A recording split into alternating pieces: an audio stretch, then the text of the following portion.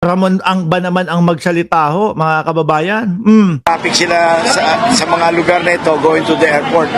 With this, napakabilis na ho ang paraan pagpunta sa airport. Kaya with DPWH and DOTR cooperation, napakabilis po natin natayo itong mga to. At in fact, inutos pa sa akin ni Secretary Vince Dizon and Secretary Banoy na yung Skyway pinapalaparan natin ngayon. Stop ko lang po, ano. Ang nakikita nyo po diyan sa video na yan, mga kababayan, ay si Ramon Ang. Ano po? Ewan ko kung ako lang ang nakakatunog kay Ramon Ang. Ano po? Pero sinasabi niya hindi siya tatakbo sa pagka-presidente or whatever. Isa sa nakikita ko sa 2028, baka biglang ma-pressure to sa taong bayan. Ano po? Kaya tatanungin ko, paano kung itinaas ni PBBM yung kamay ni Ramon Ang sa 2028 election? Iboboto nyo po. Ako kasi, sabi ko nga ho sa inyo, laki ng tiwala ko sa ating Pangulong Bongbong Marcos. No?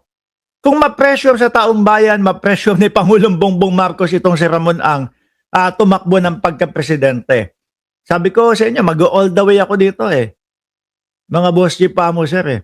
Lalo na yun sa mga pagtulong niya. Tapos, ang katandem, si Risa Ontiveros na lang. Yan na lang no? Kasi si Atty. Leni Robredo, mga kababayan, talagang tingin ko talagang panghahawakan niya eh. No? Yung sinasabi niya na tatapusin ko ang aking panahon o ang aking pagkamayor dito sa Naga. Kung sakaling talagang gawin niya yon, mga boss G pa mo sir. Di sabi, wala na. Paano kung si Ramon ang presidente tapos tinambalan po ng Risa Ontiveros ng mga kakamping?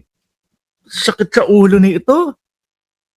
Baka ho pati mga DDS, mga kababayan, iboto itong si Ramon Ang eh. Di ba sabi ni Alalin Ando, kilala ba sa buong Pilipinas si Ramon Ang, unlike Madam Leni? Yun lang ang problema natin kay Madam Leni kasi. Ano po? Baka talagang hindi natin siya mapipigilan na talagang sundin yung ipinangako niya doon sa mga taga-Naga. Baliktarin na lang natin. Leni Robredo, na-pressure din ng mamamayang Pilipino. Ramon Ang, na-pressure din ng mamamayang Pilipino. Presidente, Leni, Vice President, Ramon Ang. Sabi ko sa inyo, ang dami pong panapat, no, doon sa mga DDS.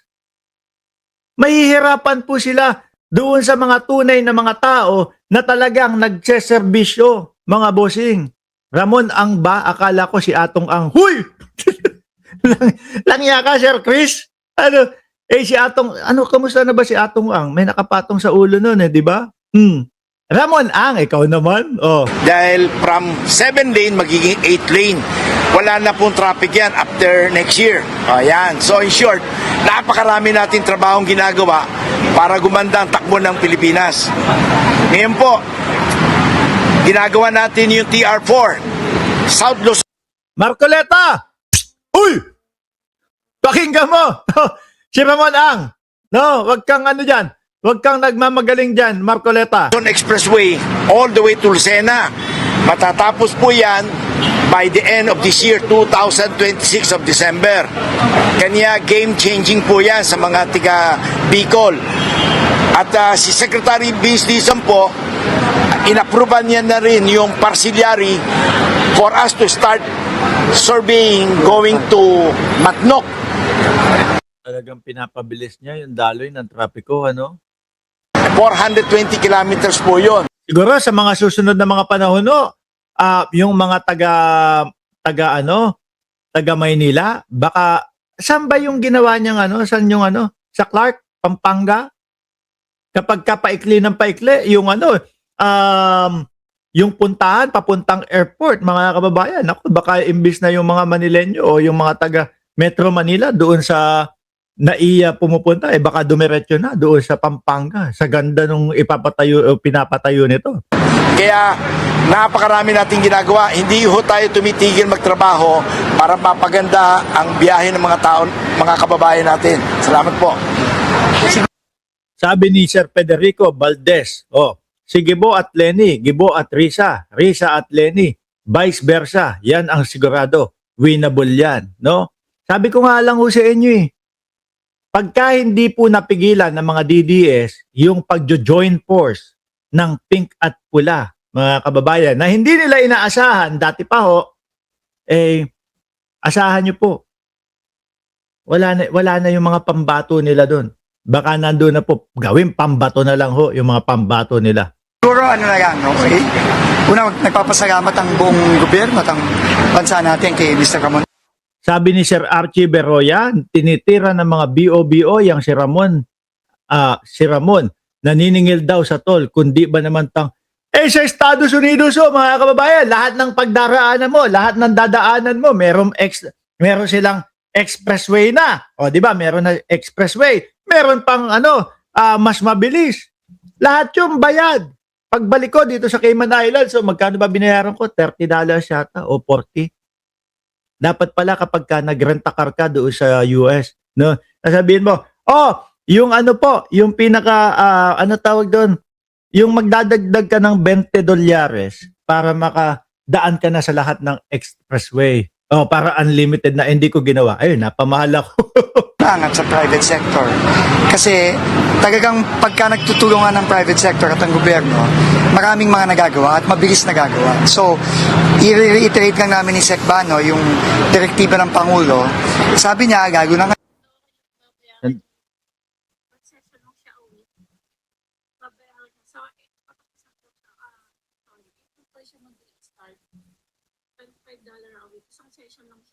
Sino siya? Sino?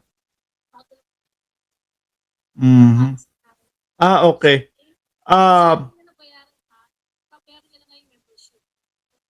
Okay. And 25 for the Okay, bye-bye. Uunahin ko to.